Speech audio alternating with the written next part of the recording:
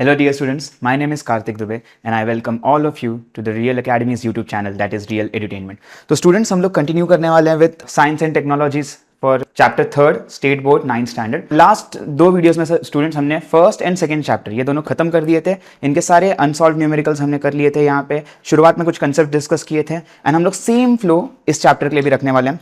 So this chapter is current electricity and काफी अच्छा chapter है. If you are interested in science and electrical field में आपका थोड़ा सा इंटरेस्ट है तो ये चैप्टर काफी अच्छा रहेगा बिकॉज यहाँ पे बेसिक्स आपको बताए गए हैं. We are introduced here with current, voltage, resistance, फिर रेजिस्टेंस कैलकुलेट करने के अलग अलग तरीके एंड कॉम्बिनेशन ऑफ रेजिस्टर्स की हम सीरीज में कैसे अरेंज करते हैं, पैरेलल में कैसे अरेंज करते हैं. And let me tell you students, ये चैप्टर इसके न्यूमेरिकल्स टफेस्ट न्यूमेरिकल्स है आपके टेक्स्ट बुक के फॉर दिस ईयर. ये चैप्टर के जो न्यूमेरिकल्स हैं and I have search thoroughly on the YouTube and मुझे कहीं पे भी ना इसके सारे के सारे जो न्यूमेरिकल का सेट है अपना टेक्स्ट बुक में अनसॉल्व न्यूमेरिकल, कहीं पे भी सारे न्यूमेरिकल्स सॉल्व करके नहीं मिले. सो आई थॉट कि लेट्स गो विद दिस. इसके सारे न्यूमेरिकल्स यहाँ पे सॉल्व कर लेंगे हम लोग. डायग्राम्स वाले, विदाउट डायग्राम्स वन, जितने भी टाइप के जितने वेरिएशन के न्यूमेरिकल्स है सब कर लेंगे.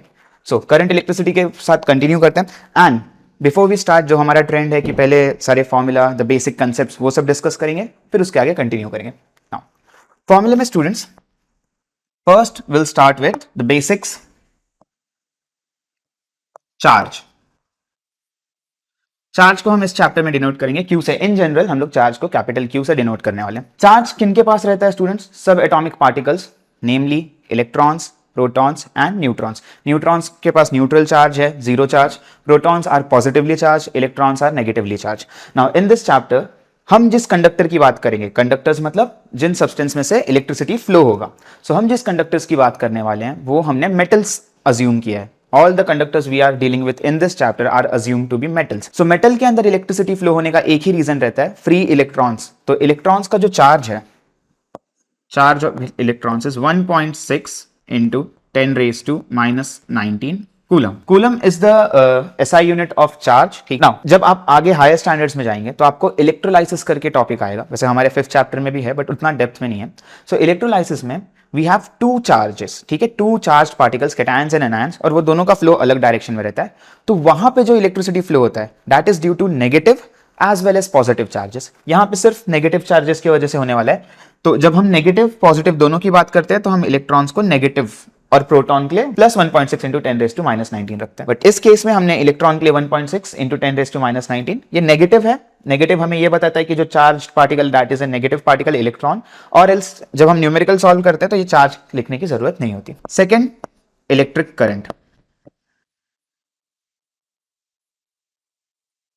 इलेक्ट्रिक करंट को स्टूडेंट्स हम लोग आई से डिनोट करते हैं एंड आई का बेसिक फॉर्मूला है Q by T.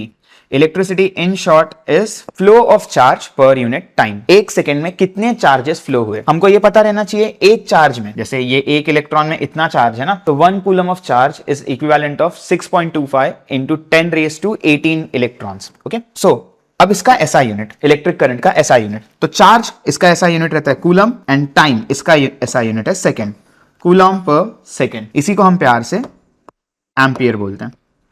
So SI unit of electric current is ampere. अगर आप अपने चार्जर्स पे चेक करोगे, स्मार्टफोन्स होंगे आपके पास, नॉर्मल चार्जर्स पे आप चेक करोगे आपको ऐसा लिखा हुआ दिखेगा 3 ampere, 3A, 5A. Fast chargers पे 5A लिखा रहता है. अगर आपके घर पे एसीज, वाटर हीटर्स, गीजर या फिर रेफ्रिजरेटर्स है तो उनके लिए बड़ा प्लग लगता है, उसमें नॉर्मल प्लग में नहीं लगाते, उसके लिए पावर स्विच लगता है. उस पर आप चेक करोगे ना तो 16 एम्पियर, 20 एम्पियर ऐसा, 20A, 16A ऐसा लिखा रहता है. तो ये रिप्रेजेंट क्या करता है? अगर मैं बोल रहा हूं 5 एम्पियर तो it represents 5 coulomb of charge is flowing through the wire in 1 second.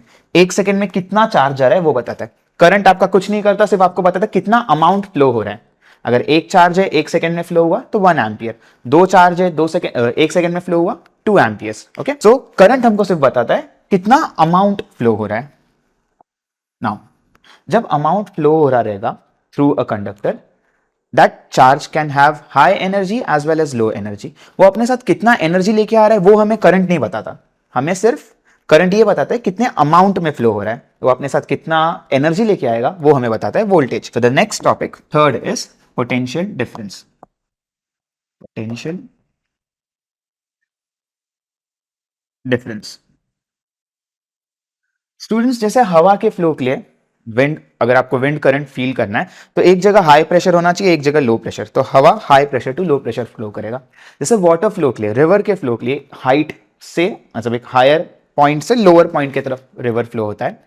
जैसे टेम्परेचर के लिए जब हीट फ्लो होता है तो हाई टेम्परेचर से लो टेम्परेचर पे फ्लो होता है। सिमिलरली जब करंट का फ्लो चाहिए आपको, तो आपको high potential to low potential flow करवाना पड़ता है। मतलब अगर पोटेंशियल डिफरेंस है तो ही करंट फ्लो होगा।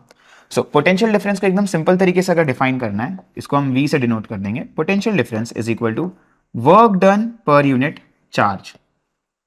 कितना आपने चार्ज के ऊपर काम किया। लेट से चार्ज इस पॉइंट पे, पॉइंट ए, एंड इसको मूव करके मैं पॉइंट बी पे लेके आ रहा हूं।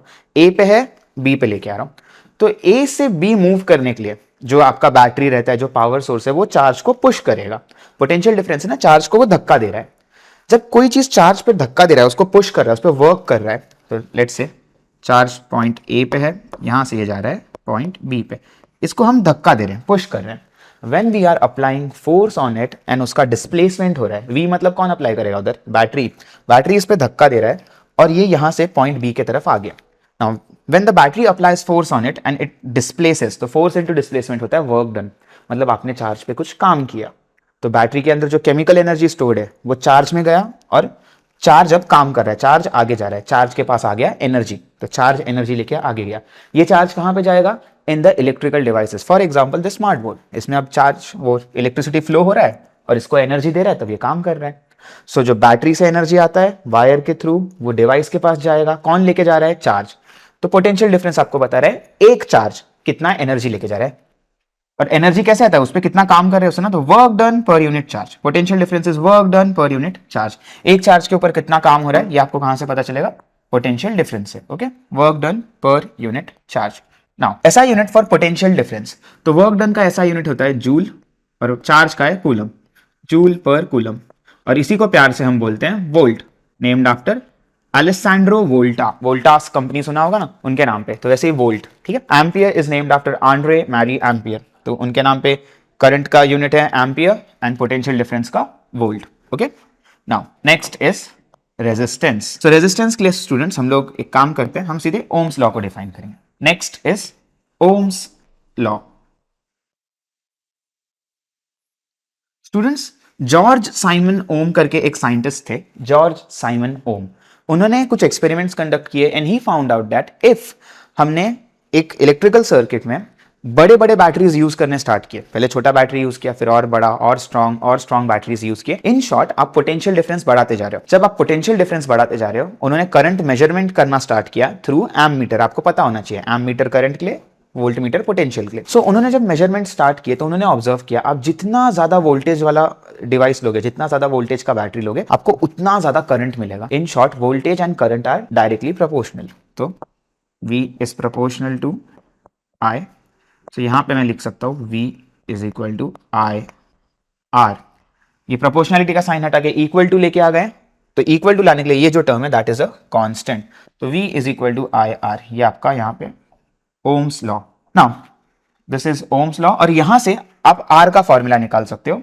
R इज इक्वल टू, ये I देखो R से मल्टीप्लाई हो रहा है, दूसरे साइड आ जाएगा V upon I। This is your formula for resistance. अब रेजिस्टेंस का यूनिट, तो पोटेंशियल डिफरेंस, वोल्टेज का यूनिट यहाँ पे वोल्ट आ जाएगा, पोटेंशियल डिफरेंस का, करंट का आएगा एम्पियर, वोल्ट अपॉन एम्पियर। इसको ही हम प्यार से बोलते हैं ओम, नेम्ड आफ्टर जॉर्ज साइमन ओम। तो रेजिस्टेंस का ऐसा यूनिट है ओम। और यहां पे this is Greek alphabet omega. Omega alphabet है, कैपिटल ओमेगा है। ये कैपिटल ओमेगा हम ऐसे लिखते हैं, हॉर्सशू जैसा रहता है, स्मॉल ओमेगा ऐसा लिखते हैं। तो क्योंकि जॉर्ज साइमन ओम साइंटिस्ट का नाम है ना, और हमने सीखा है कि साइंटिस्ट के नाम पे अगर कोई यूनिट है तो उसको हम कैपिटल लेटर्स में, अपर केस लेटर में लिखते हैं, तो हम ये यूज करेंगे ओमेगा। ओके, सो यहां तक आई होप आपको कुछ डाउट नहीं होगा। हमने charge, current, potential, Ohm's law, ये सब के फॉर्मूले देख लिए। नाउ रेजिस्टेंस के ऊपर थोड़ा सा और डिस्कशन है। रेजिस्टेंस, सी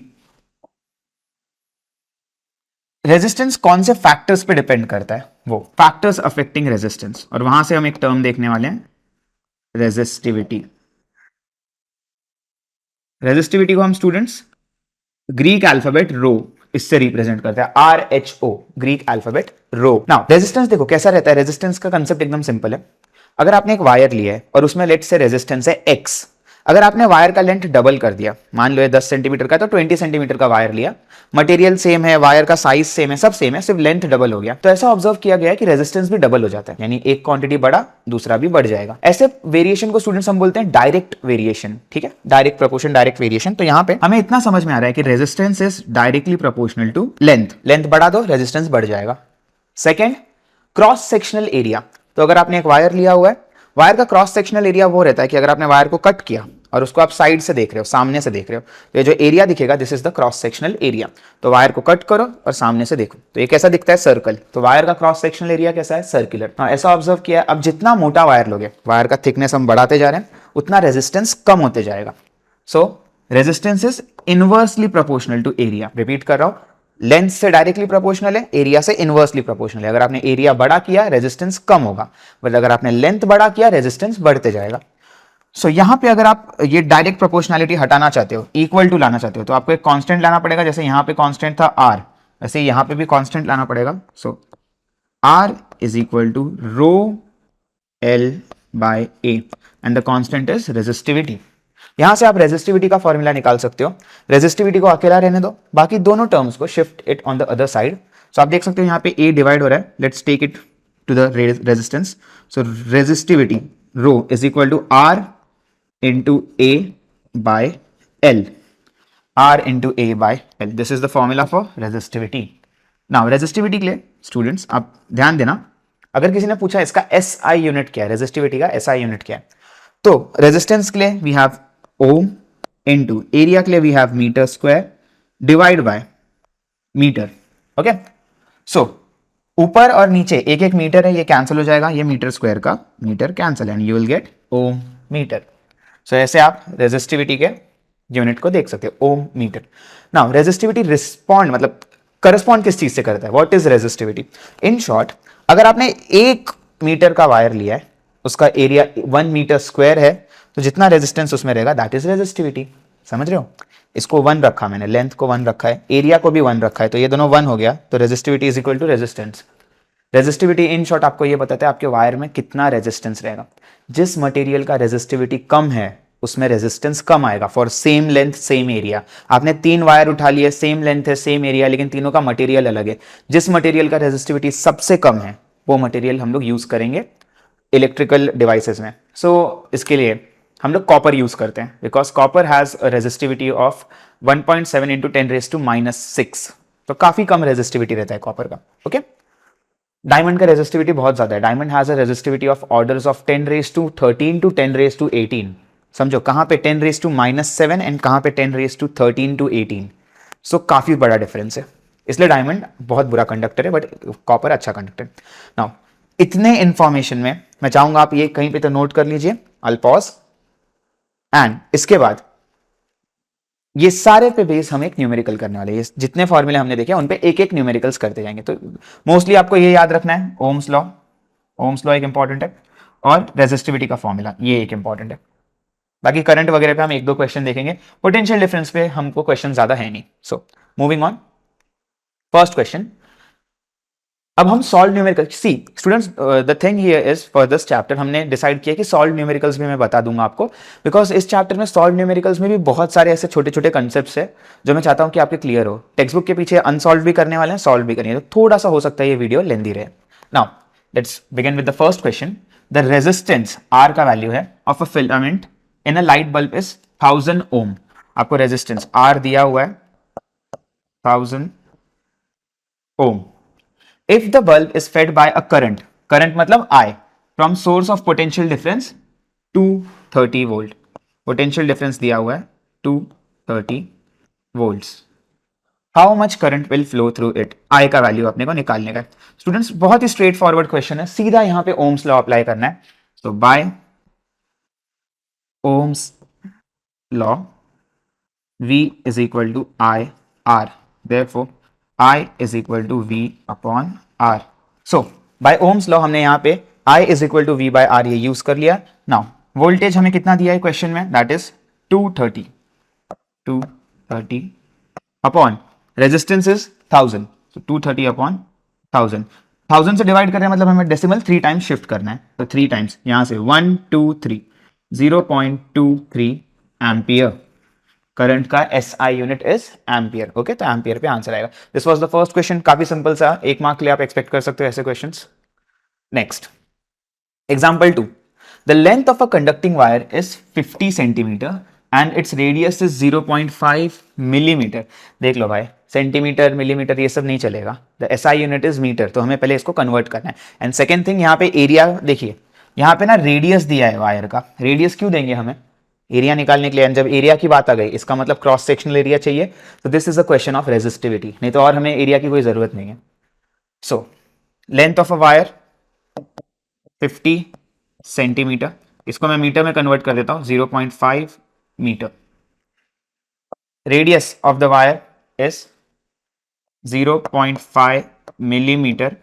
सो अब इसको मुझे मीटर में कन्वर्ट करना है। सी, जब हमें सेंटीमीटर से मीटर में कन्वर्ट करना रहता है, वी डिवाइड बाय 100, तो हमने 100 से डिवाइड किया, हमको 0.5 मिल गया। जब मिलीमीटर से मीटर पे कन्वर्ट करना है, विल डिवाइड बाय 1000, तो 1000 से डिवाइड करने का मतलब होता है 10⁻³ से मल्टीप्लाई करना। रिमेंबर इंडाइसिस, 1000 से डिवाइड करना, 1/1000, दिस इज इक्वल टू 1/10⁻³ ये 10⁻³ न्यूमरेटर में चला जाएगा तो हो जाएगा 10⁻³ तो 1000 से डिवाइड करने का मतलब होता है 10⁻³ से मल्टीप्लाई करना। सो 0.5 इंटू 10⁻³ मीटर। हमने लेंथ को भी मीटर में लिख दिया, हमने एरिया को भी मीटर में लिख दिया। If its resistance is 30 ohms, resistance आपको दिया हुआ है capital R 30 ohm, what is the resistivity of material, resistivity of material निकालना है। ओके, क्वेश्चन मार्क यहां पे। So we can apply the formula of resistivity, resistivity का फॉर्मूला आ जाएगा RA/L।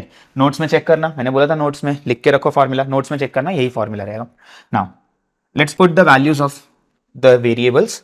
तो यहां पे रेजिस्टेंस उसका 30 है, सो 30 इनटू, नाउ स्टूडेंट्स एरिया अगर हमें निकालना है वायर का, तो एरिया में मुझे रेडियस दिया हुआ है, बेसिक ज्योमेट्री πr² बराबर।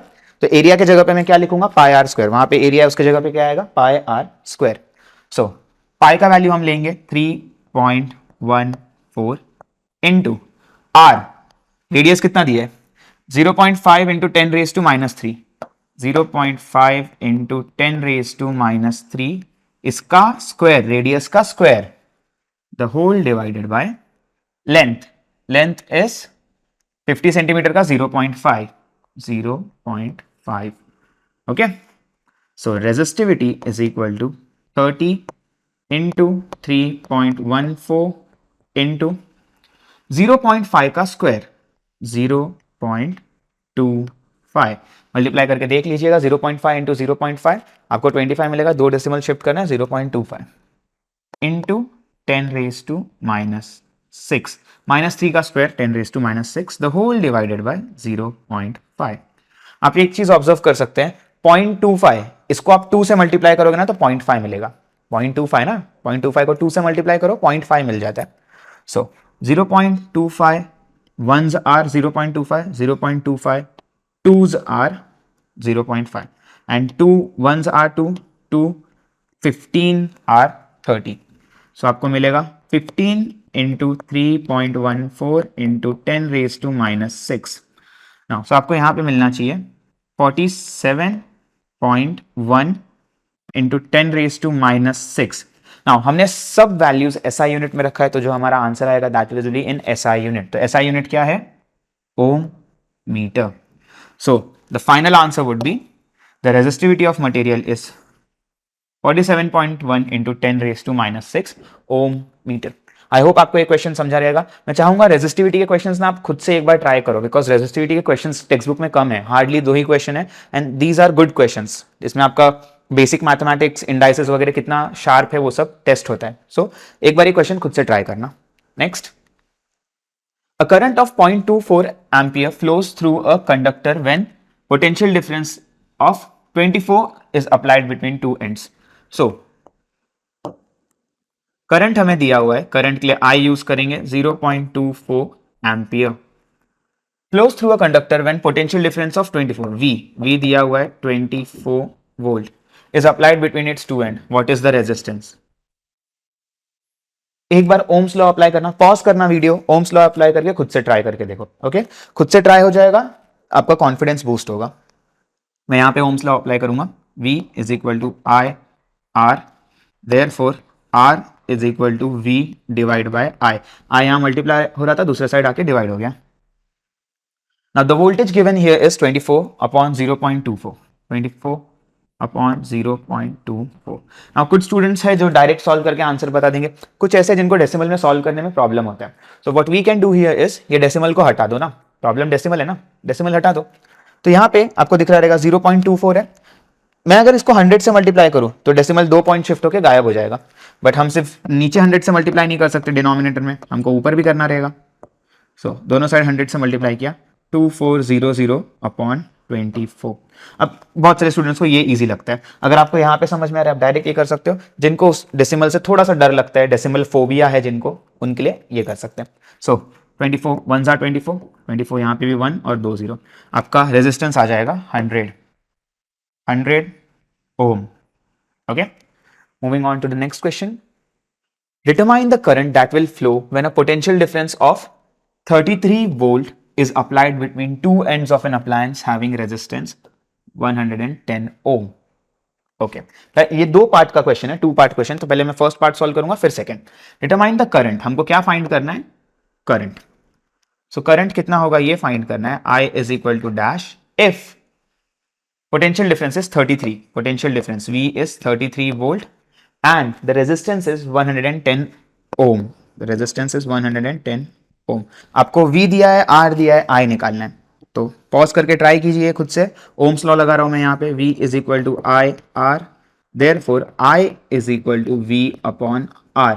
V का वैल्यू कितना दिया है स्टूडेंट्स, 33, R का वैल्यू इज 110। ठीक है, यहां पे आप 11 से डिवाइड कर दीजिए, 3 10, तो आपको I का वैल्यू मिलेगा 0.3 एम्पियर, 0.3 एम्पियर्स ये I मिल चुका है। Okay, now let's go to the part 2 of the question. If the same current, जितना अपना आंसर है ना उतना ही करंट अप्लाई करना है। If the same current I is 0.3 ampere flows through an appliance having resistance 500 ohm, resistance is 500 ohm, how many potential difference should be applied across its two ends। V का value ढूंढना है। अब तो interchange करने की भी जरूरत नहीं है, सीधा Ohm's law, V is equal to I R, I का वैल्यू है 0.3, R का वैल्यू है 500। जिनको फिर से डेसिमल फोबिया है, आप क्या कर सकते हो, 500 का मतलब होता है 5 इंटू 100, तो 100 में से एक जीरो इसको मल्टीप्लाई कर दो, तो दिस बिकम्स 3 इंटू 50। समझ में आया, इसको मैंने ऐसा लिखा 50 इंटू 10 ना, तो 10 इधर मल्टीप्लाई कर दो, 3 इंटू 50, दिस इज 150। जिनको डेसिमल फोबिया है ये ट्रिक उनके लिए है, जो डायरेक्ट मल्टीप्लाई कर सकते हैं, वेल एंड गुड, डायरेक्ट कर लीजिए, स्टेप बच जाएगा। सो ये आपके दो आंसर्स आ जाएंगे। I hope this was pretty simple for you guys. Moving on to the next question, determine the resistance of, resistance R निकालना है हमें, resistance of a copper wire having a length of 1 kilometre, काफी बड़ा wire है, and diameter 0.5 millimetre. So resistance निकालना है हमें, R निकालना है। नाउ लेंथ हमें दिया हुआ है 1 किलोमीटर, सो किलोमीटर यार अपने काम का नहीं है, we deal with SI units, so यहाँ पे 1 kilometre will have to write it 1000 metre, and diameter given here is 0.5 millimetre. मैंने आपको ट्रिक बताया, मिलीमीटर टू मीटर किससे मल्टीप्लाई करेंगे, 10⁻3, 10⁻³ डिवीजन में रहता है ना 10⁻3, तो ऊपर आके -3 हो जाता है, 10⁻³ मीटर्स। ओके, सो हमने मीटर मीटर के लिए लिख दिया, यहाँ पे resistance is unknown. Now we have to apply the formula of resistivity here, but the problem here is कि अपने को रेजिस्टिविटी भी नहीं दी है। इन द फॉर्मूला हम लिखते कैसे हैं, resistivity is equal to resistance into area by length, resistivity is equal to resistance into area by length. Area length दोनों निकाल सकते हैं, रेजिस्टेंस नहीं दिया, रेजिस्टिविटी भी नहीं दिया, एक इक्वेशन में दो अननोन है। तो यहां पे आपको थोड़ा सा अजम्पशन यूज करना है। For copper wire the resistivity is 1.7 into 10⁻⁻8 ohm metre. Okay, 1.7 के आसपास इसका रेजिस्टिविटी है, तो हम लोग यही वैल्यू यूज करेंगे। तो फॉर्मूला में वैल्यू रखना है, बट स्टूडेंट्स यहाँ पे देखिए, पहले हमें एरिया निकालना रहेगा। एरिया के लिए हम फॉर्मूला क्या यूज करते हैं, पाई आर स्क्वायर। प्रॉब्लम ये है कि r दिया नहीं है ना। आप एक काम कर सकते हैं, you can divide the diameter by 2 to get the radius. But radius, एक और ट्रिक आपको बता दे रहा हूं जस्ट इन केस अगर आपको ये फॉर्मूला यूज करना है आप कर सकते हैं। और what you can do here is, सबको पता है कि radius is equal to diameter divide by 2, है ना। बेसिक सा सिंपल प्रिंसिपल है ये। सो जहां जहां पे r रेडियस लिखा है उसकी जगह मैं लिखूंगा d/2, diameter divide by 2, diameter divide by 2 इसका स्क्वायर। तो यहां से मुझे मिल जाएगा area is equal to pi diameter का स्क्वायर d स्क्वायर और 2 का square 4, pi d square by 4। ये एक सिंपल तरीका है, आप डायमीटर का वैल्यू निकाल सकते हो। ये फॉर्मूला अगर आप याद रखोगे तो आपको कन्वर्ट करने की जरूरत नहीं पड़ेगा।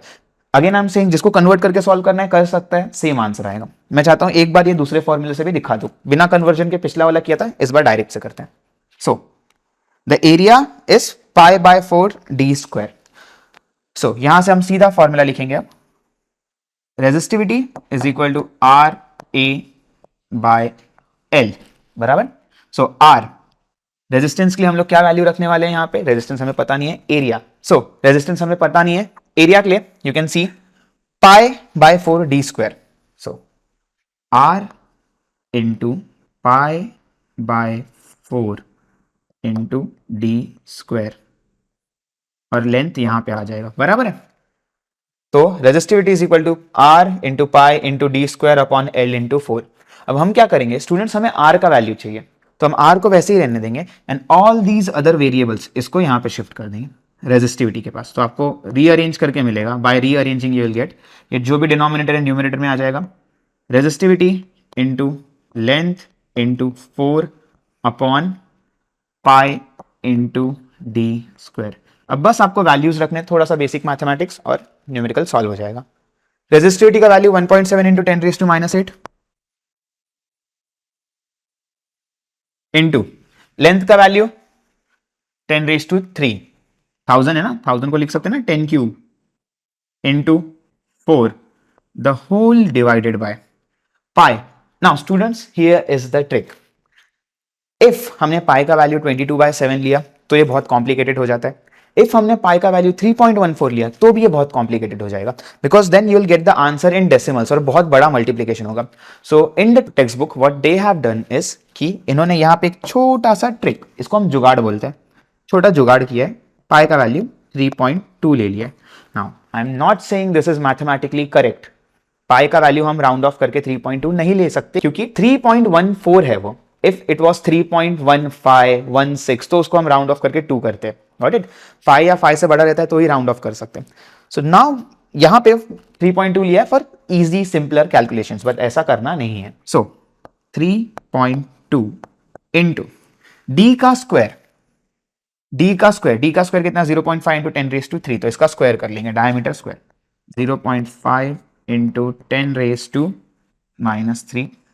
स्क्वायर। ओके, सो आपको वैल्यू मिलेगा 1.7 इंटू, देखो 3 और -8 you will gate -5, 10⁻⁻5 into 4 the whole divided bye 3.2 into 0.25 into 10⁻⁻6। Okay, अब थोड़ा टफ कैलकुलेशन है, ध्यान दीजिए। आई होप आपके फ्रैक्शंस अच्छे होंगे।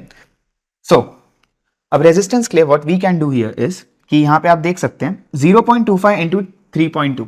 देखिए स्टूडेंट 0.25 का मतलब कैसे, 0.25 आता कब है, व्हेन वी डिवाइड 1/4, तब आपको आंसर मिलता है 0.25।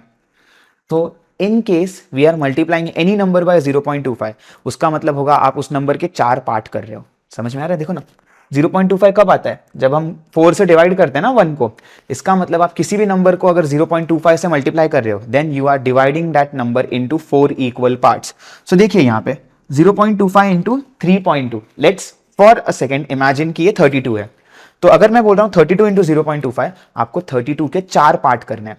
32 के 2 पार्ट किए तो कितना हो जाएगा 16, 16 के भी 2 पार्ट करो कितना हो जाएगा 8। तो 32 को अगर मैं 0.25 से मल्टीप्लाई कर रहा हूं यू विल गेट 8, बट यहाँ पे 32 नहीं है, यहाँ पे क्या है 3.2।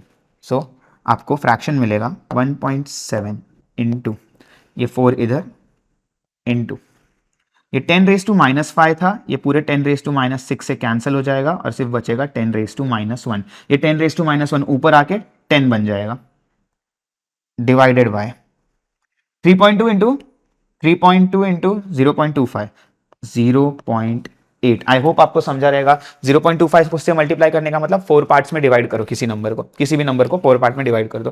तो 3.2 को 4 पार्ट में डिवाइड किया, आपको मिलेगा 0.8। Now 4 1s are 4, 4 0.2s are ये, तो आपको मिल रहा है 17 divide by 0.2। Now 17 divide by 2 is 8.5, तो 17 डिवाइड बाय 0.2, या तो आप एक काम कर सकते हो, दोनों को ऊपर नीचे 10 से मल्टीप्लाई कर दो। अगर आपको डेसिमल फोबिया है, 10 से मल्टीप्लाई कर दीजिए, you will get 170 by 2। And finally students, आपका पूरे कैलकुलेशन का आंसर आ जाएगा, resistance is equal to 85 ohm. सो काफी तगड़ा, काफी अच्छा क्वेश्चन है ये। यहाँ पे बस एक ट्रिक आपको याद रखना है, ये है वो ट्रिक कि पाई का वैल्यू आपको 3.2 लेना है अगर आपको 85 आंसर चाहिए तो, और एल्स बहुत बड़ा प्रॉब्लम होगा। यहाँ पे 3.2 नहीं 3.14, तो आप मल्टीप्लाई करते रहोगे, फिर उसके बाद उसको डिवाइड करना, काफी लेंथी क्वेश्चन होगा। So this was all about Ohm's law, resistivity, resistance और उससे रिलेटेड के क्वेश्चंस। ठीक है, नाउ आगे बढ़ते हैं हम थोड़े से डिफिकल्ट कंसेप्ट्स की तरफ। Combination of resistors. Students, combination का मतलब होता है हम एक से ज्यादा रेजिस्टर एक साथ लगा दे रहे हैं, एक ही सर्किट में we are applying multiple devices, multiple appliances हमने कनेक्ट किए हुए हैं, और उनके वजह से क्या इफेक्ट आता है पूरे सर्किट पे वो देखने वाले हैं। So first is resistors in series. ये जो है this is in series. Series मतलब एक ही लाइन में लगे हुए हैं। तो यहां पे आप देख सकते हैं रेजिस्टर R1, R2 और R3 एक ही लाइन में हमने अप्लाई कर दिया है, और इसका क्या इफेक्ट होता है वो देखने वाले हैं। सो अगर आपने एक ही लाइन में सब अप्लाई किया, ध्यान दीजिएगा, ये बैटरी, यहां से करंट स्टार्ट हुआ, conventional current positive to negative जाता है, इलेक्ट्रॉन नेगेटिव टू पॉजिटिव आता है। तो कन्वेंशनल करंट यहां से ऐसा ऊपर जा रहा है, आप देख सकते हो यहां पे करंट आई है, ये ऊपर जा रहा है, ऊपर गया ऊपर गया। पहले R1 से करंट पास हुआ, जितना भी करंट है R1 से पास होगा, सेम R2 से पास होगा, सेम R3 से। सो मैं ऐसा बोल सकता हूं टोटल करंट, पूरे सर्किट का करंट उतना ही होगा जितना पहले रेजिस्टर का R1, जितना दूसरे रेजिस्टर का R2 में जाएगा, जितना तीसरे रेजिस्टर R3 में जाएगा। तो हर जगह करंट इक्वल है, करंट में कोई चेंज नहीं, हर जगह करंट इक्वल होगा। नाउ लेट्स से पूरे सर्किट का पोटेंशियल डिफरेंस है V। ये जो बैटरी है ना, पूरा सर्किट, इसमें पोटेंशियल डिफरेंस आ रहा है V। तो पूरे सर्किट का पोटेंशियल V है। देखिए उसमें से थोड़ा सा एनर्जी इधर जाएगा, R1 थोड़ा सा डिवाइस काम कर रहा है, थोड़ा एनर्जी वो लेगा, R2 थोड़ा एनर्जी लेगा, R3 थोड़ा एनर्जी लेगा। तो तीनों जगह पे वोल्टेज आपका गिरते जाएगा। तो voltage drop eight 1 plus voltage drop eight 2 plus voltage drop eight 3, तीनों के वोल्टेज को आप ऐड करोगे तो आपको टोटल वोल्टेज मिलेगा कैपिटल V, जो कि यहां पे दिखाया भी है। देखिए तीनों वोल्टेजेस को हमने साथ में रखा तो हमको V मिल रहा है। सो ये कंडीशन तुमको याद रखना है, करंट सब में सेम रहेगा, पोटेंशियल डिफरेंस सबको ऐड करना पड़ेगा। और जब हम इसका टोटल रेजिस्टेंस निकालते हैं R इक्विवेलेंट RS, तो आपको वैल्यू मिलेगा R1 plus R2 plus R3। This is resistors in series. Same logic से ये फॉर्मूला वैसे आपको याद रखना है, बहुत ही इंपॉर्टेंट फॉर्मूला ये, रेजिस्टर्स इन सीरीज। अगर 3 रेजिस्टर है तो हमने 3 तक रखा है, 4 के लिए 4 तक रखते हैं, n नंबर ऑफ रेजिस्टर्स के लिए n तक रखेंगे। Next is resistors in parallel. So this is in parallel. Series and parallel में देखिए, सीरीज में क्या प्रॉब्लम होता है, अगर एक डिवाइस भी बंद किया आपने, तीनों डिवाइस बंद होंगे, क्योंकि एक ही रास्ता है करंट के पास जाने का। डिवाइस बंद हो गया, current can not flow to the second और थर्ड डिवाइस। यहां पे ऐसा है, आप एक डिवाइस उड़ा दो तो भी फर्क नहीं पड़ेगा, बाकी दोनों डिवाइस चल रहे हैं, क्योंकि दो अलग अलग रास्ते हैं। तो यहाँ पे इन रास्तों की वजह से हो क्या रहा है, ध्यान दीजिए, ये टोटल वोल्टेज है V, करंट ऐसा ऊपर गया, ऊपर जा रहा है, ऊपर जा रहा है, इधर आया। जैसे ही करंट A पॉइंट पे आएगा, 3 पार्ट में डिवाइड हो जाएगा, करंट 3 अलग पार्ट में डिवाइड हो गया, और वो तीनों पार्ट आगे आके सेम हो जा रहे हैं। तो इन शॉर्ट यहां पे करंट के साथ क्या होगा, पहले इसमें जितना करंट जा रहा है रेजिस्टर में, प्लस दूसरे रेजिस्टर का करंट, प्लस तीसरे रेजिस्टर का करंट, ये तीनों को हमने ऐड किया तो आपको वापस टोटल करंट मिल जाएगा I। मतलब जितना करंट यहां जा रहा था 3 पार्ट में डिवाइड हुआ, आगे गया, वापस 3 पार्ट मिक्स हुए, साथ में आ गए करंट, और सेम करंट फ्लो रहा है। यानी अगर आपको टोटल करंट चाहिए, आप तीनों को ऐड करोगे, तीनों का एडिशन रहेगा। बट अगर हम वोल्टेज की बात करें तो आप देख सकते हैं वोल्टेज कहां से स्टार्ट करते हैं, रेजिस्टर के पहले वाले पॉइंट से और रेजिस्टर के एंड से, स्टार्ट एंड एंड। तो यहां पे मेजरमेंट कर रहे हैं, देखिए पॉइंट ए और पॉइंट बी से मेजरमेंट कर रहे हैं, सबका वोल्टेज सेम है। सो यहां से समझ में आ रहा है जो वोल्टेज 1 का है उतना ही वोल्टेज 2 का होगा, उतना ही वोल्टेज 3 का होगा और उतना ही पूरे सर्किट का भी होगा। सो यहां पे देखिए उल्टा हो रहा है, सीरीज से कंप्लीट अपोजिट आपको कैरेक्टरिस्टिक देखने मिल रहे हैं। सीरीज में करंट इक्वल रहता था, पोटेंशियल को ऐड करते थे, यहां पे करंट ऐड करना है, पोटेंशियल इक्वल है।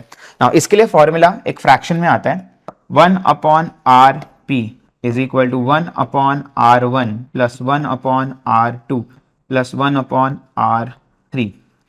ऐसे फॉर्मूले से हमें सॉल्व करना रहता है। सो अब देख सकते हैं ये फॉर्मूला आ रहा है for resistors in parallel. So series के लिए ये फॉर्मूला है, पैरेलल के लिए। आई होप आपको ये बात समझी रहेगी। सो moving on to the next question, three resistors having resistances 15, 3 and 4 are connected in series.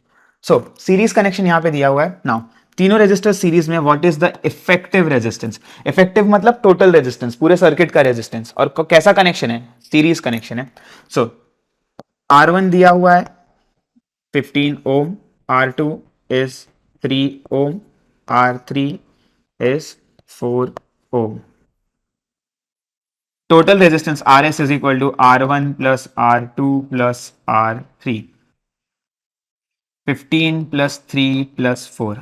So RS आपको मिल जाएगा 22 ohm. कितना सिंपल क्वेश्चन है, ठीक है। सो ऑब्जेक्टिव में ऐसे क्वेश्चंस आ सकते हैं। अब देख लीजिए यहां पे आपको सीरीज का इफेक्ट समझ में आना चाहिए। अगर हमने तीन डिवाइसेस को साथ में लगा दिया, देखो टोटल रेजिस्टेंस बढ़ गया है, ये आगे काम आएगा, ध्यान से समझो। सीरीज में कनेक्शन करने पे टोटल रेजिस्टेंस बढ़ जा रहा है। कितना बढ़ रहा है? देखो सबसे बड़ा रेजिस्टर कितना था? 15 ना, 15 से भी ज्यादा हो गया 22। तीनों को अगर मैं सीरीज में लगा रहा हूं तो जो हाईएस्ट रेजिस्टेंस है ना उससे भी ज्यादा रेजिस्टेंस हो जाता है पूरे सर्किट का। उसका इफेक्ट क्या होता है? इफेक्ट ये होता है कि अगर मेरे पास फॉर्मूला है I is equal to V upon R, तो V तो चेंज नहीं होगा, R आपका बढ़ते जा रहा है, डिनोमिनेटर बढ़ते जाएगा तो करंट कम होते जाएगा, मतलब पूरे सर्किट का करंट धीरे धीरे कम हो रहा है, ठीक है। तो बड़े डिवाइसेस हम यूज नहीं कर सकते सीरीज में। Next, two resistors having resistances 16 and 14 are connected in series. R1 है 16 ohm, R2 है 14 ohm. They are connected in series. If the potential difference of 18 volt is applied across them, potential total कितना है? 18 volt. पूरे circuit का 18 volt है। Calculate the current flowing through the circuit and potential difference across each individual resistor. Current flowing through the circuit, word पे ध्यान दो, circuit. Circuit मतलब पूरे सर्किट का अपने को करंट निकालने का है, आई निकालना है, 1 या 2 नहीं निकालना। 1 समझ रहे हो, 1 2 किसके लिए रहता है? डिवाइस के लिए। And potential difference across the end of each individual resistor, individual के आसपास का पोटेंशियल यानी V1 और V2। देखिए क्योंकि सीरीज में वोल्टेज सबका सेम नहीं रहता, इसलिए V1 V2 V सब अलग अलग है, बट करंट सबके लिए सेम है, तो करंट में कोई भी निकाल सकता हूं। नाउ ध्यान दीजिए, हमको ना पूरे सर्किट, देखो ओम्स लॉ का ब्यूटी क्या है यहां पे, ओम्स लॉ में सबसे अच्छी चीज ये है ना, अगर आप सिर्फ एक रेजिस्टर पे ओम्स लॉ लगा रहे हो तो आप उस रेजिस्टर का करंट लोगे, उसका पोटेंशियल डिफरेंस लोगे, उसका रेजिस्टेंस लोगे। But if you are applying Ohm's law throughout the circuit, पूरे सर्किट पे लगा रहे हो, तो आप पूरे सर्किट का वोल्टेज लोगे कैपिटल V, पूरे सर्किट का करंट लोगे कैपिटल I, और पूरे सर्किट का रेजिस्टेंस RS लोगे, ठीक है। सो आप ओम्स लॉ कहां अप्लाई कर रहे हो उसके ऊपर डिपेंड करता है। तो यहां पे देखिए ओम्स लॉ हम कहां अप्लाई करने वाले हैं? पूरे सर्किट पे। तो पूरे सर्किट का वोल्टेज कितना है? V, पूरे सर्किट का करंट I, ये अपने को पता नहीं है, और पूरे सर्किट का R ये भी नहीं पता है। बट अगर किसी तरह मुझे R पता चल गया तो मेरा काम हो जाएगा। तो what I am trying to do here is पूरे सर्किट का रेजिस्टेंस निकालो। RS is equal to R1 plus R2, series है ना, कर दो R1 प्लस R2, 16 प्लस 14 30 ओम। पूरे सर्किट का रेजिस्टेंस है 30 ओम, पूरे सर्किट का वोल्टेज है 18 वोल्ट्स। करंट निकाल सकता हूं by Ohm's law, by Ohm's law. ध्यान दीजिए V is equal to IRS। V कहां का? पूरे सर्किट का। I कहां का? पूरे सर्किट का। R कहां का? पूरे सर्किट का। ओके, V का वैल्यू अब यहां से हमको क्या निकालना है? I। So V by RS। V का वैल्यू कितना है? 18। R का वैल्यू है 13, 3 से डिवाइड कर दीजिए, 6 बाय 10। आपको मिलेगा टोटल करंट इज 0.6 एम्पियर।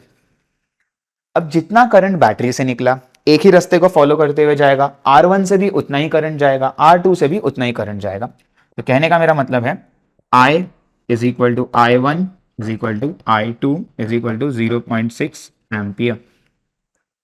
हर जगह करंट सेम है। अब बस मुझे वोल्टेज निकालना है। तो इस बार मैं क्या करूंगा, वी कैन सी हियर कि वी हैव R1, पहले डिवाइस का रेजिस्टेंस है अपने पास, हमारे पास I1 है पहले डिवाइस का करंट, हम पहले डिवाइस का वोल्टेज निकाल सकते हैं बाय ओम्स लॉ।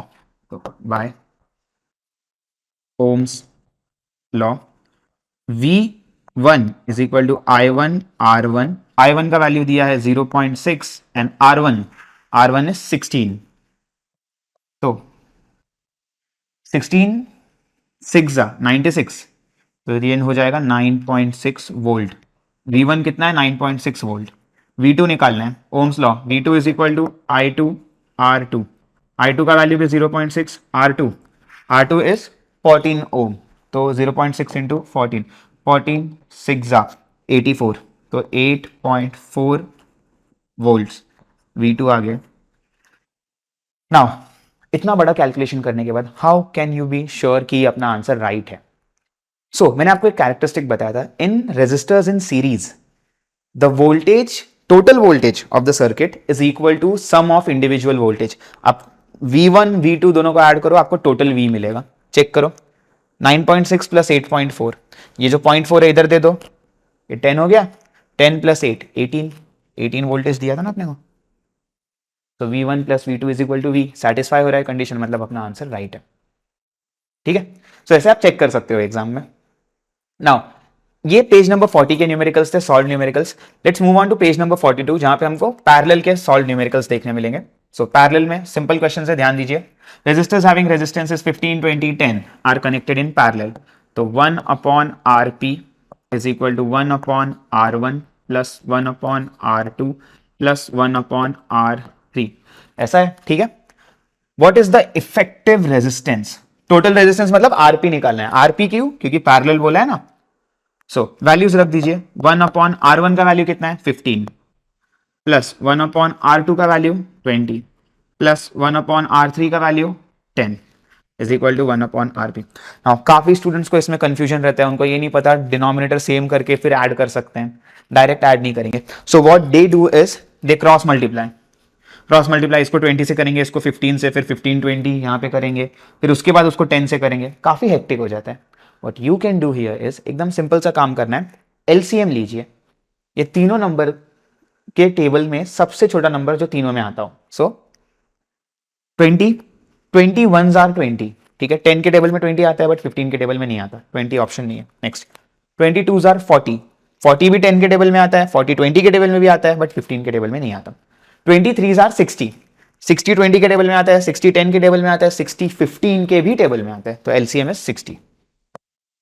1/RP, यहां पे P आएगा, इज इक्वल टू, इसको 60 करना है, किससे मल्टीप्लाई करेंगे 4 अपॉन 60, पता है ना, ऊपर नीचे दोनों मल्टीप्लाई करना है, दोनों 4 से कर दिया, प्लस इसको 60 करना है तो 3 से, 3/60, प्लस इसको 60 करना है तो 6 से, 6/60।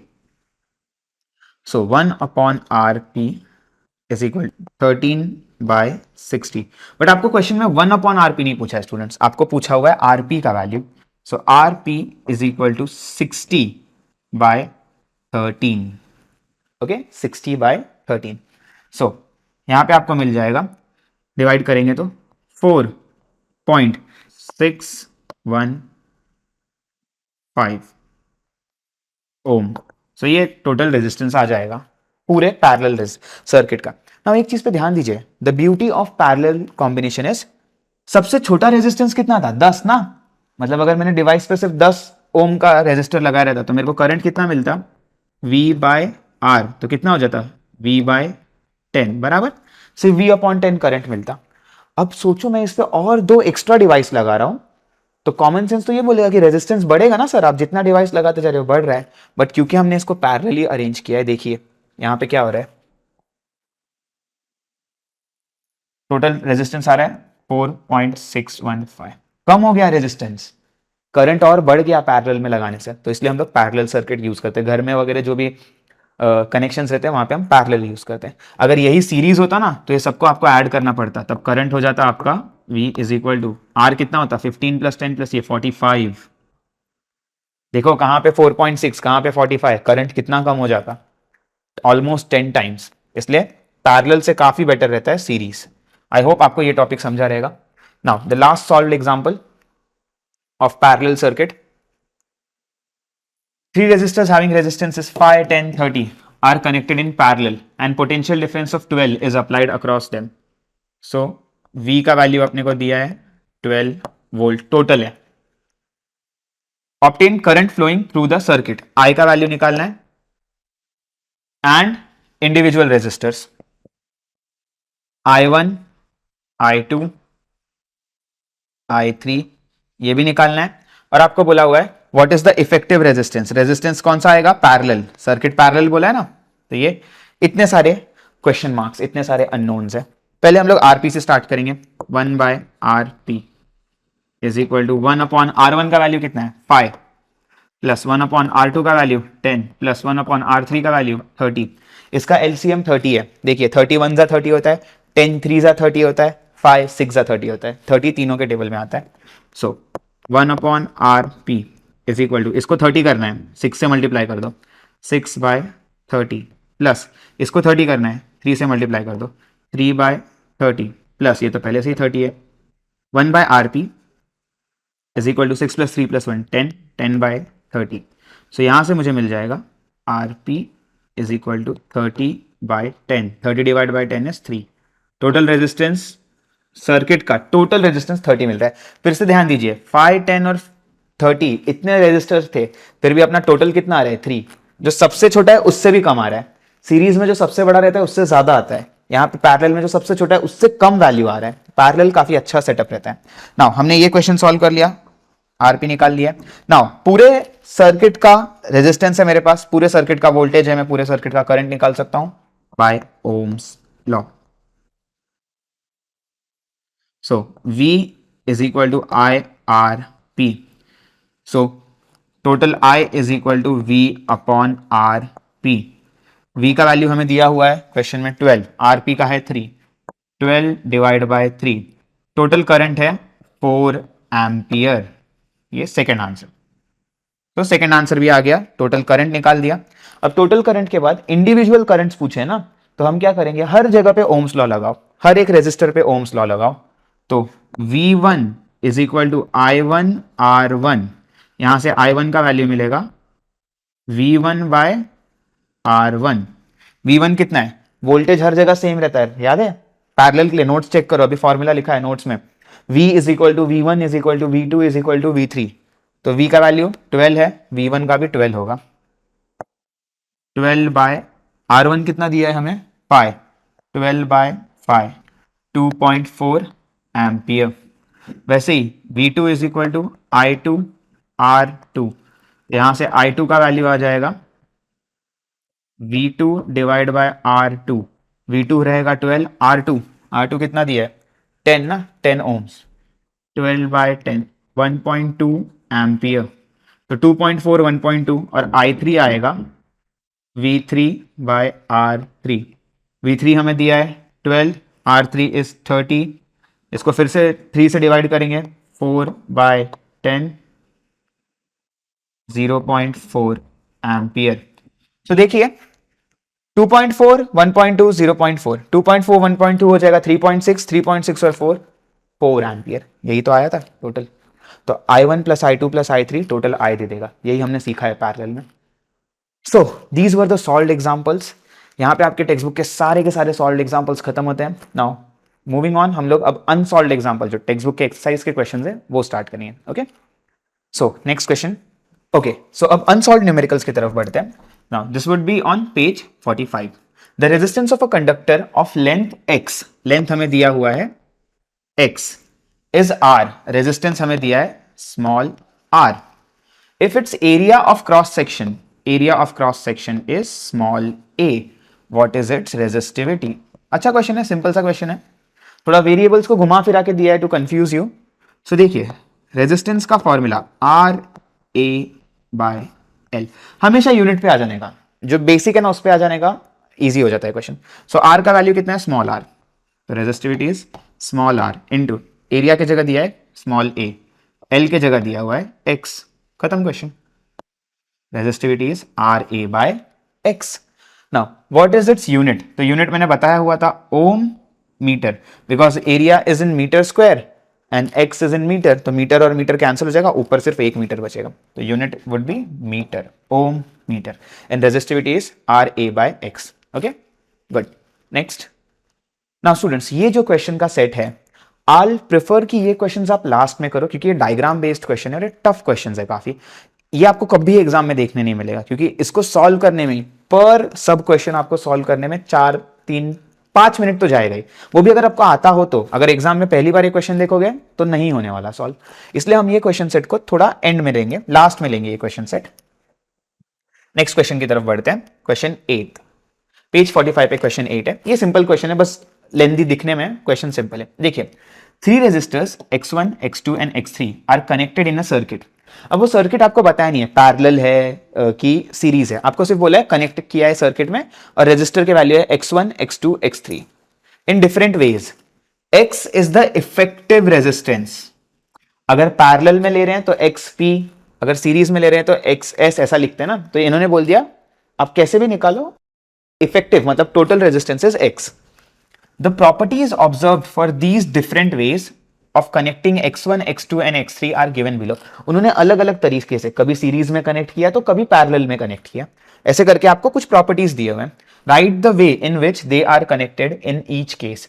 यहाँ पे I रिप्रेजेंट कर रहा है करंट को, V रिप्रेजेंट कर रहा है पोटेंशियल डिफरेंस को, X रिप्रेजेंट कर रहा है effective resistance, x1, x2 and x3 ये 3 रेजिस्टर्स है। देखते हैं, first current I flows through x1, x2 and x3।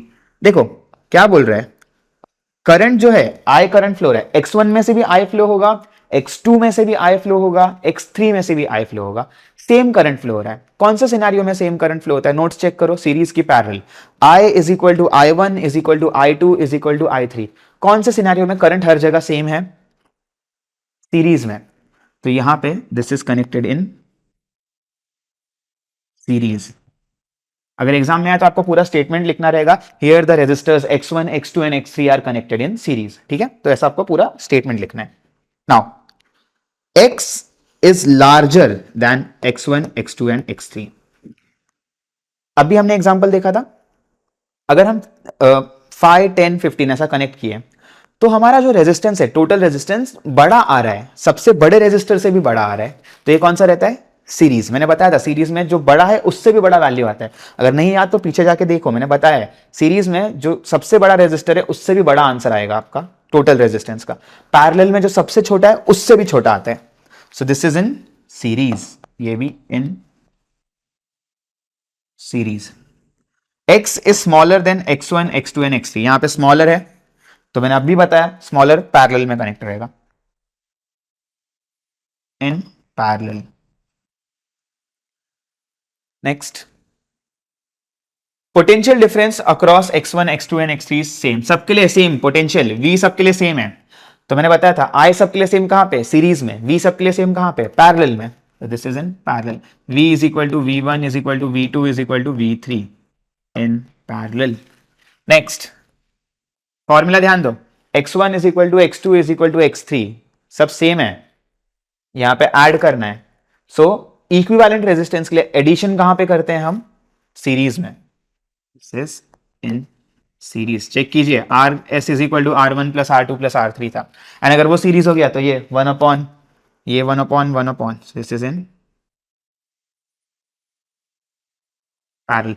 सी ये फॉर्मूला देख के स्टूडेंट्स को थोड़ा सा कंफ्यूजन हो सकता है, तो ध्यान दीजिए, यहां पे ये दिख रहा है आपको, ये ब्रैकेट पूरा कर लो, ये ब्रैकेट को ना अब यहां पे डिवाइड हो रहा है ना, 1 से डिवाइड हो रहा है, अब इसको लेफ्ट में शिफ्ट कर दो, मल्टीप्लाई हो जाएगा, 1 upon x1 plus 1 upon x2 plus 1 upon x3 बराबर इज इक्वल टू 1। ये जो x इधर मल्टीप्लाई हो रहा है इसको राइट में शिफ्ट कर दो, डिवाइड हो जाएगा, तो यही तो पैरेलल का फॉर्मूला ना, 1 upon RP is equal to 1 upon R1 plus 1 upon R2 plus 1 upon R3, तो ये पैरेलल है। नाउ एग्जाम में हो सकता है आपको ना जो बड़े क्वेश्चन है ऐसे फॉर्म में आ सकते हैं, तो आई वुड रिकमेंड कि ये क्वेश्चन एक बार खुद से प्रैक्टिस करना। अच्छा क्वेश्चन है, सिंपल है, बहुत छोटा सा क्वेश्चन है, लिखना है सिर्फ एक एक स्टेटमेंट, बट लॉजिक ही आपका चेक करता है कि आपको ये चैप्टर कितना अच्छे से समझा है, कॉम्बिनेशंस कितने अच्छे से समझे। Okay, moving on now numericals last set है, इसके बाद वो डायग्राम वाला क्वेश्चन करेंगे। So the resistance of 1 metre long wire is 6। Nichrome is an alloy of nickel and chromium. Resistance आपको दिया है 6 ओम, 6 ओम। कब? जब आपका वायर है 1 मीटर लॉन्ग। आपको बोला है if we reduce the length of wire to 70 centimetre, length उन्होंने रिड्यूस करके 70 सेंटीमीटर कर दिया। 70 सेंटीमीटर मतलब कितना मीटर? 0.7 मीटर। मीटर्स में रखेंगे ना ऐसा unit. What will be the resistance? तो रेजिस्टेंस कितना होगा भाई, ये बताना है। बहुत सिंपल है, देखिए resistance is directly proportional to length.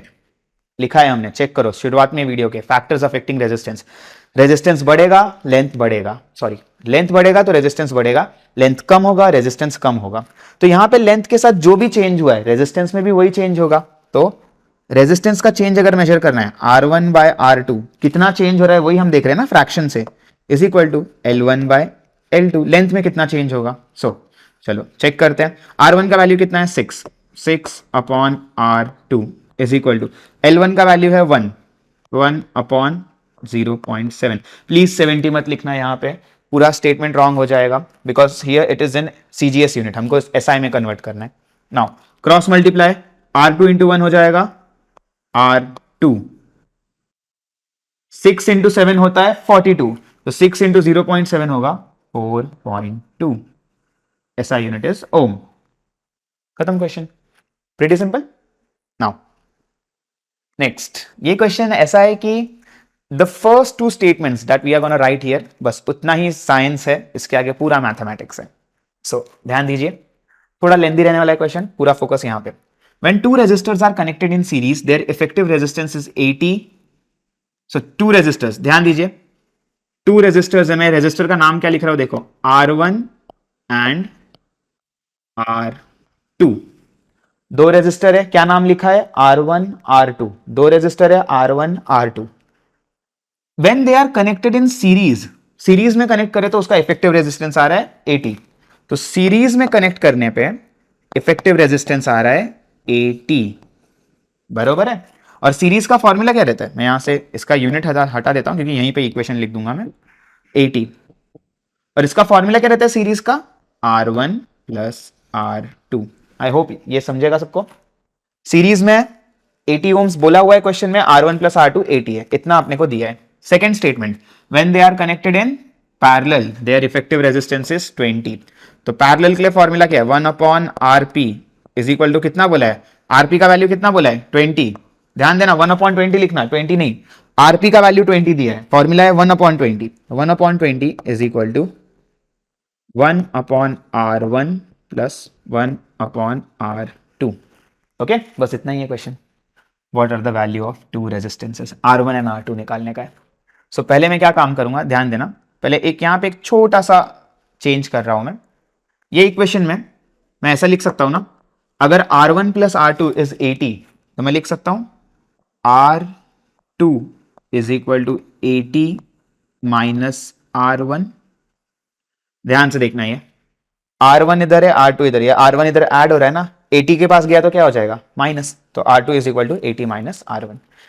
अब यहां पे इस इक्वेशन को सॉल्व करेंगे, ध्यान से सॉल्व करते हैं। देखो R2 और R1 को क्रॉस मल्टीप्लाई करो, 1/20 इज इक्वल टू R2 इधर मल्टीप्लाई होगा, R2 into 1 is R2, R2 into R1 R2 into R1 हो जाएगा R1 R2, प्लस ये R1 को इधर मल्टीप्लाई करो, R1 upon R1 R2।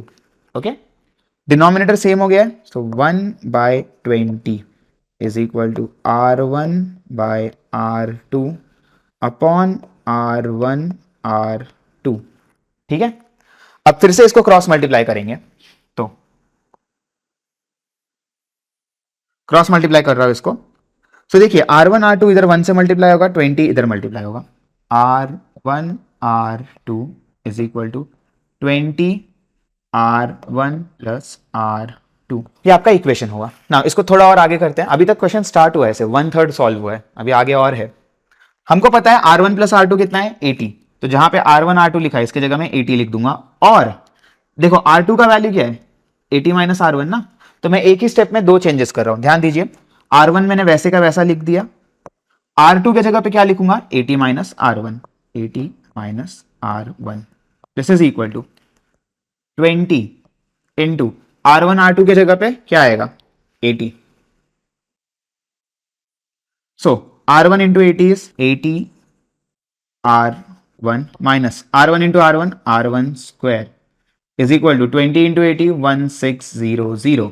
Now ये सब के सब नंबर्स को हम एक जगह शिफ्ट कर देंगे, तो दिख रहा है आपको ये जो यहां पे है ना, इसको 1600 के पास लेके जाएंगे तो आपको मिलेगा, यहां पे फिर क्या बचेगा, कुछ नहीं बचेगा ना, सारे नंबर्स को वहां लेके चला गया, तो 0 is equal to R1 square minus, ये प्लस था उधर जाके minus, 80 R1 plus 1600. Now dear students, this becomes a quadratic equation. Last year आपको इसके ऊपर क्वेश्चंस थे फैक्टराइजेशन में, जब हमको बताया गया था कि इसको फैक्टराइज करके सॉल्व कैसे करना है। तो ध्यान दीजिए, फैक्टराइज करने का ट्रिक ये रहता है कि आपको ना इसको दो पार्ट में डिवाइड करना है, मतलब जो 3 टर्म्स है इसको 4 टर्म्स बनाने। कैसे करेंगे ध्यान दीजिएगा, हमारे पास इक्वेशन क्या दिया था, R1 square minus 80 R1 plus 1600 is equal to 0। So देखो, इसको मैं जनरल फॉर्म से कंपेयर कर रहा हूं, जनरल फॉर्म यहां पे नीचे लिख दे रहा हूं। क्वाड्रेटिक के लिए जनरल फॉर्म रहता है A X square plus B X plus C is equal to 0। यहां पे R1 क्या रिप्रेजेंट कर रहा है एक्स, R1 स्क्वायर क्या रिप्रेजेंट कर रहा है एक्स स्क्वायर। ए बी और सी नंबर्स है, तो इनको देखिए और मुझे बताइए ए क्या है। तो x के आगे का नंबर a, तो R1 के आगे क्या है 1, a का वैल्यू 1। b क्या है, x के आगे का नंबर b, तो R1 के आगे का नंबर b माइनस 80, साइन के साथ कैरी करना है। c क्या है, यहां पे अकेला नंबर जो रहता है 1600। नाउ फैक्टराइजेशन के रूल ऐसे हैं, चौथा टर्म आपको निकालने का है ना, मिडिल टर्म को दो पार्ट में डिवाइड करना है। a और c को मल्टीप्लाई करो, a इंटू सी कितना आ रहा है 1600। ए और सी को मल्टीप्लाई करके ऐसे दो नंबर निकालो जिनको ऐड करके आपको बी मिलेगा, और बी का वैल्यू कितना है -80। आपको ऐसे दो नंबर्स ढूंढने हैं जिनको आप ऐड करोगे तो -80 मिलता है और मल्टीप्लाई करोगे तो 1600 मिलता है।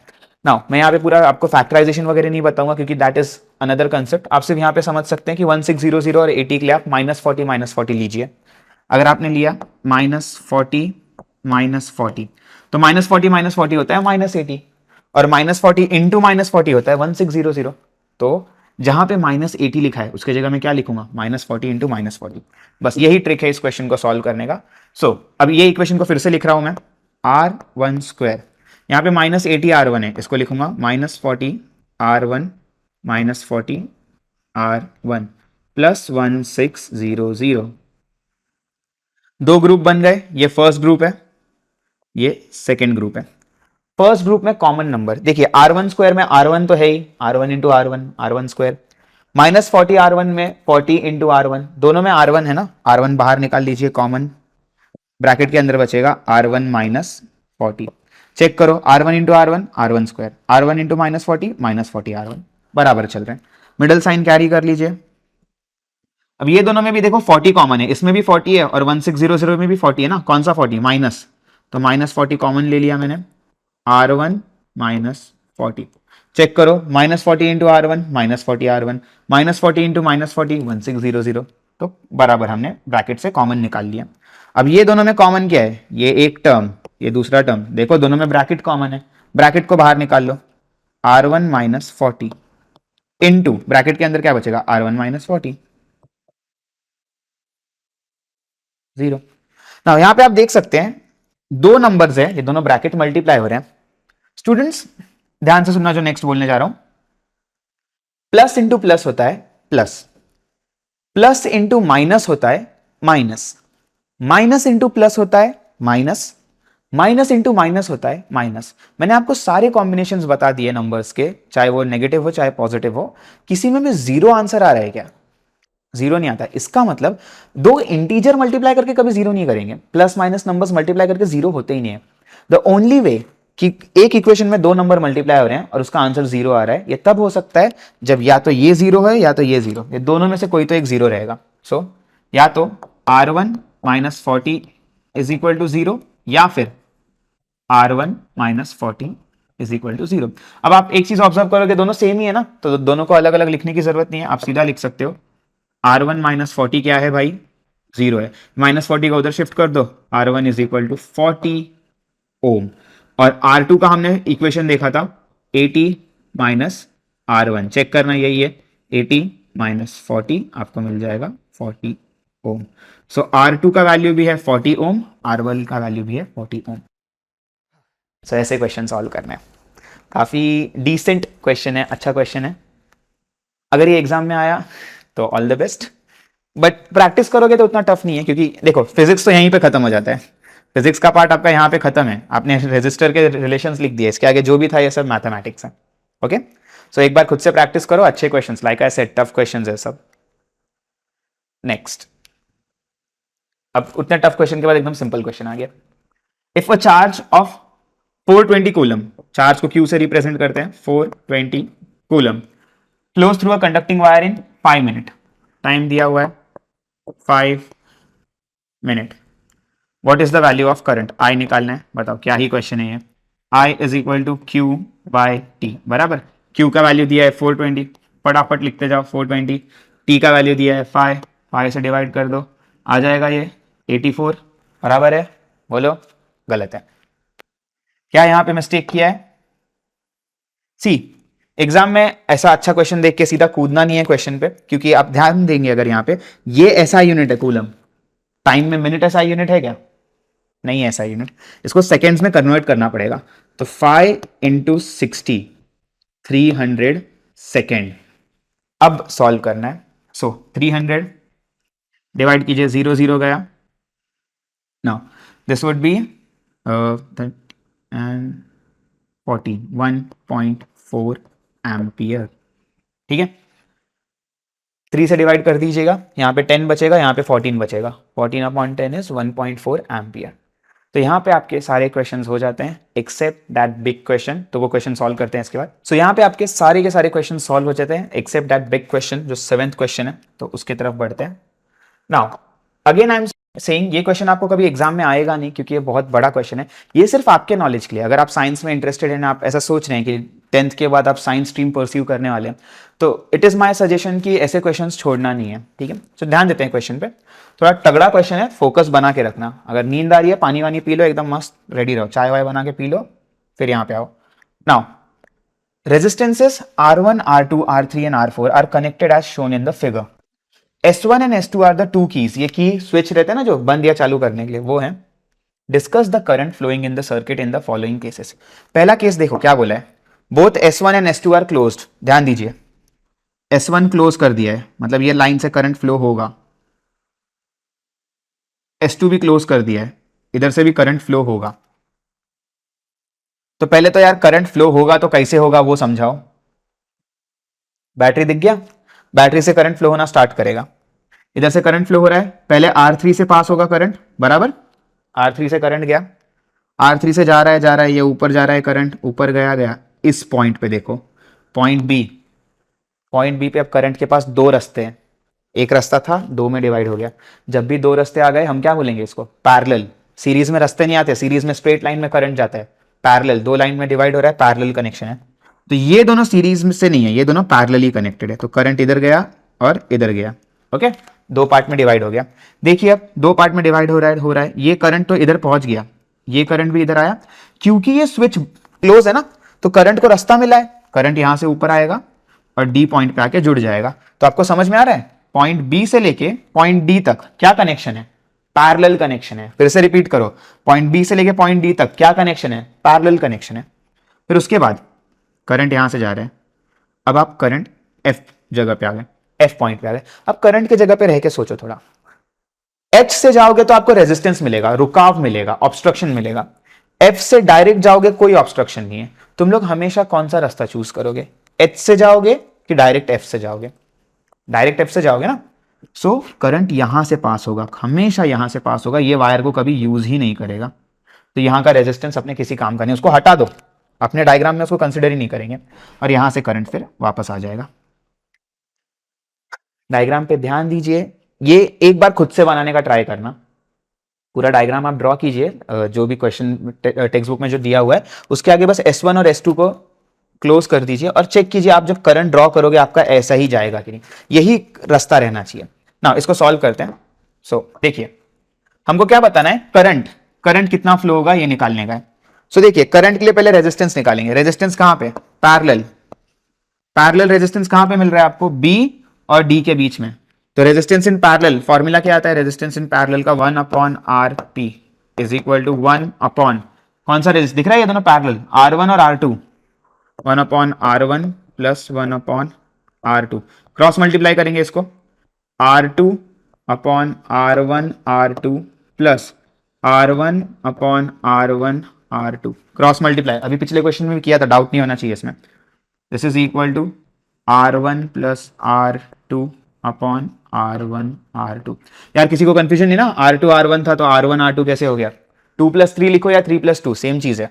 सो RP का वैल्यू कितना आ जाएगा यहाँ पे, RP इज इक्वल टू, इसको रिवर्स करो, R1 R2 bye R1 plus R2। सो ये सिर्फ RP हुआ। इन शॉर्ट, अगर मुझे ना सेम रेजिस्टेंस चाहिए, मैं ये दोनों को हटा दूंगा और इसकी जगह एक RP लगा दूंगा, ये दोनों को हटा दो और इसकी जगह एक RP लगा दो, आपका डिवाइस सेम बन जाएगा। कहने का मतलब है, यहां से देखते जाइए, मैं ये सब हटा रहा हूं और इसके जगह मैं क्या लगा दूंगा, एक ही रेजिस्टर लगाओ, तगड़ा वाला लगाओ, एक ही रेजिस्टर लगाओ। तो यहां से मैंने रेजिस्टर लगा दिया,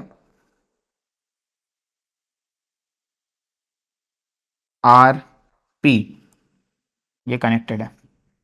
तो जो इसको ब्लैक से ड्रॉ करते हैं, ये रेजिस्टर लगा दिया, RP, समझ में आया। ये ऊपर का भूल जाइए, दोनों भूल जाइए, सीधा यहां से करंट आया, ऐसे गया, इधर गया, नीचे से आ गया। अब असली मजा यहां पे आता है, क्योंकि अब हमको करंट कैलकुलेट करना है। सो करंट के लिए पहले ध्यान दो, अब फिर से ट्रेस करो करंट को। करंट आ रहा है, पहले R3 से पास हुआ, अब इसके पास दो रास्ते हैं क्या, नहीं, वो दोनों रास्तों को भूल जाओ, मान लो एक ही रास्ता है। R3 से गया, ऊपर गया, ऊपर गया, ऊपर, RP से गया, फिर आया आया आया, अरे R3 और RP यही है, ये दोनों क्या हो गए, एक ही रास्ते पे दो रेजिस्टर, सीरीज है। सो टोटल रेजिस्टर का combination, total combination is equal to, series है ना, कौन दो सीरीज में, RP सीरीज में, किसके साथ सीरीज में, R3 के साथ।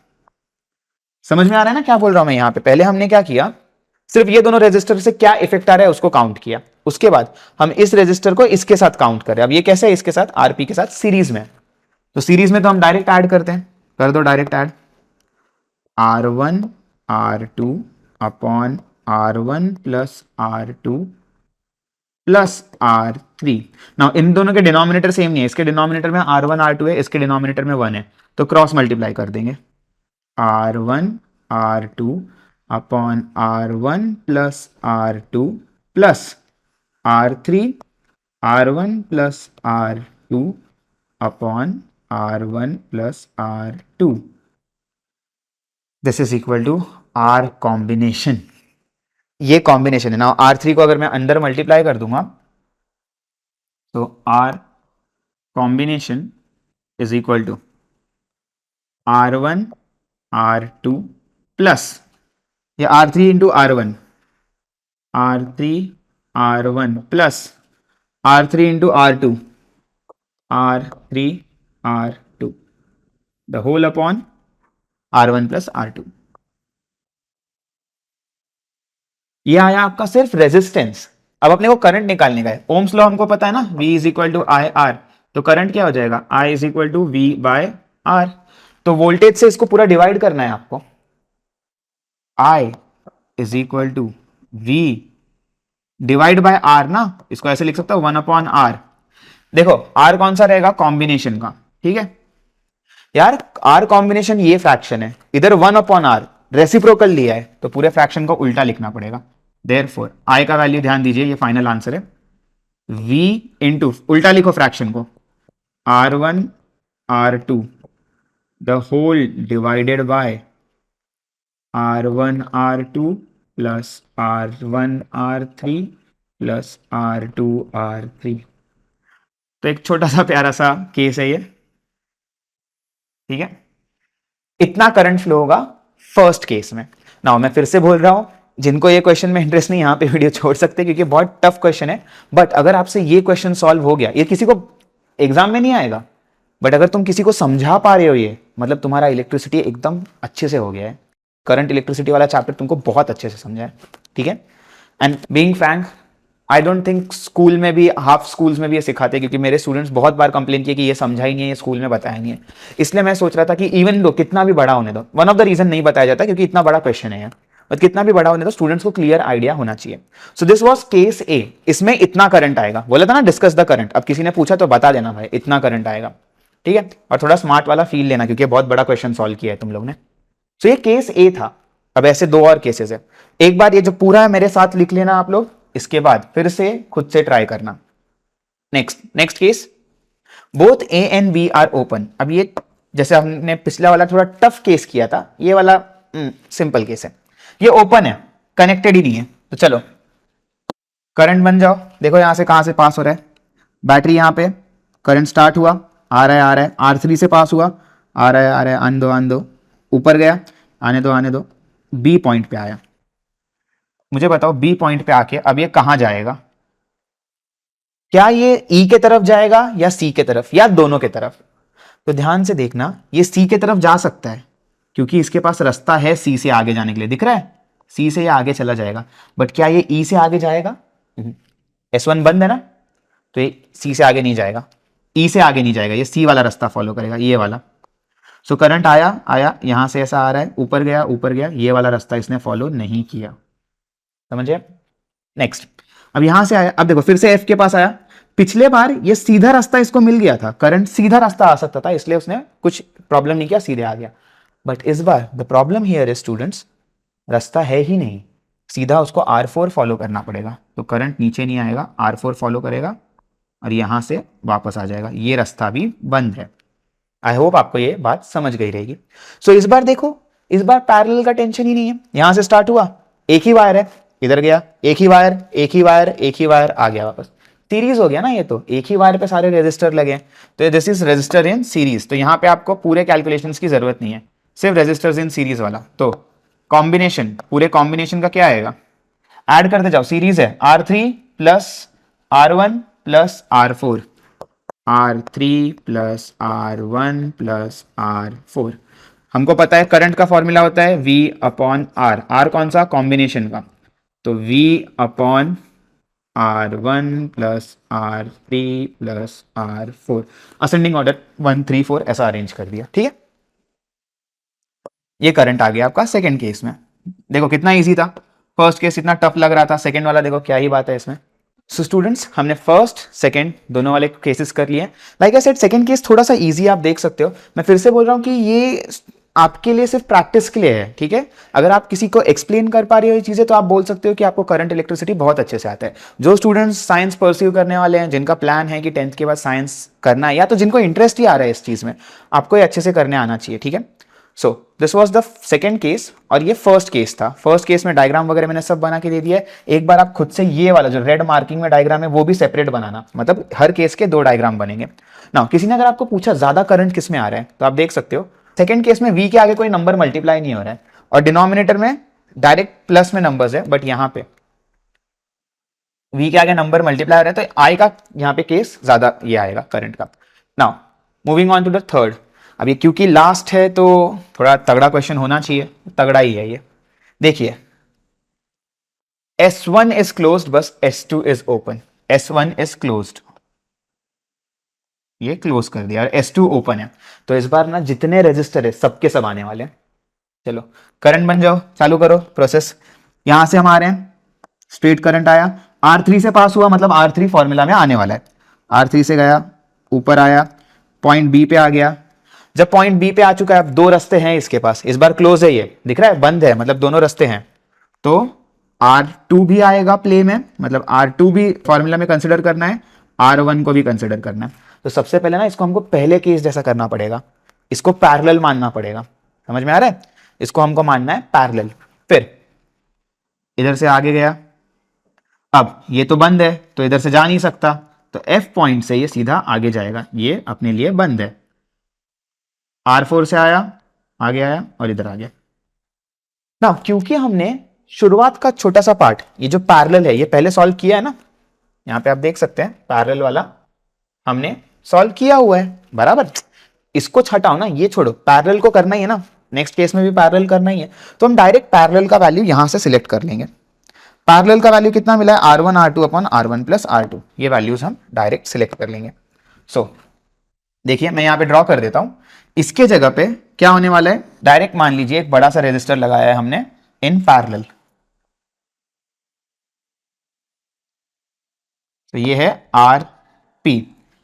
अब अगर मुझे करंट का फ्लो दिखाने का है तो ये बाकी जो फ्लोज है ये सब हटा देते हैं, क्योंकि अब यहां से फ्लो नहीं हो रहा, अब मान लो डायरेक्ट RP से फ्लो हो रहा है।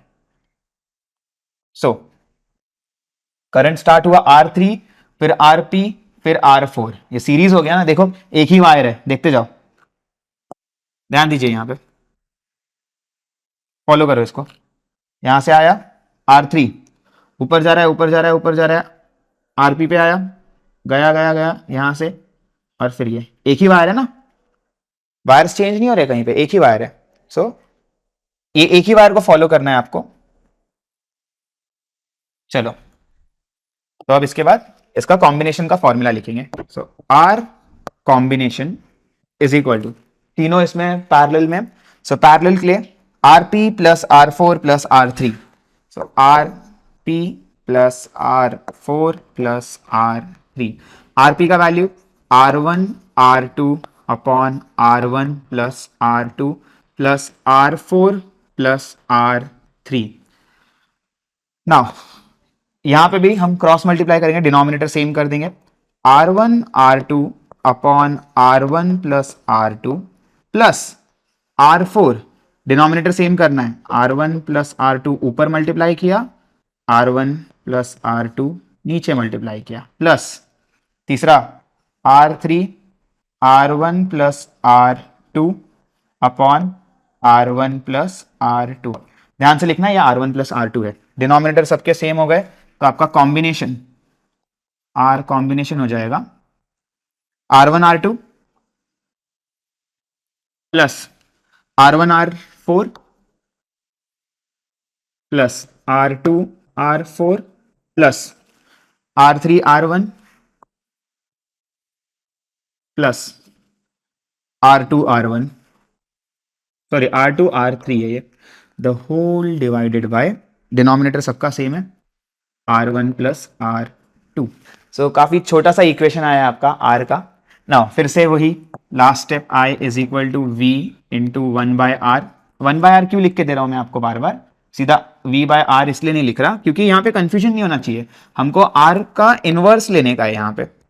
सो 1/R combination, so V R1 plus R2 the whole divided by 1/R है ना, तो इसका इनवर्स ले रहा हूं, R1 R2 plus R1 R4 plus R2 R4 plus R1 R3 plus R2 R3।